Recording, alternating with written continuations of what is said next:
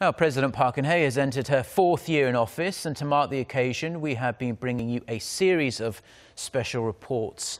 And in the last report of our five-part series, we're going to take a look at how President Park's handling of inter-Korean affairs has changed with the continued provocations from North Korea.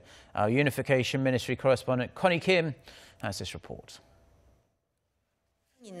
President Park Geun-hye offered a vision for the reunification of the two Koreas, calling it a bonanza for the peninsula. Later in Dresden, a symbolic city for German reunification, President Park laid out her plan for Korean reunification in three major areas: humanitarianism, integration, and prosperity. And a landmark inter-Korean agreement reached after the conflict seemed to push relations between the two Koreas in a new direction, with a new round of family reunions seeming to offer hope for the future.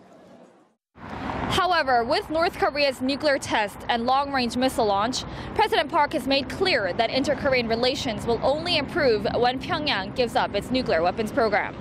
This marks a sizable shift to a more hardline stance against the North. That shift was evident in the president's decision to shut down the inter-Korean Kaesong industrial complex, the most drastic step to contain the North the president has taken so far. And she's warned there are more sanctions to come. 국민 여러분, 이제 기존의 방식과 선의로는 북한 정권의 핵 개발 의지를 결코 꺾을 수 없고 북한의 핵 능력만 고도화시켜서 결국 한반도의 파국을 초래하게 될 것이라는 점이 명백해졌습니다. Most North Korea watchers say Pyongyang's repeated provocations have tested the limits of President Park's trust-building initiative. There is a limit to what you can do to push for security on the Korean peninsula and build inter-Korean cooperation while North Korea continues its nuclear and missile development.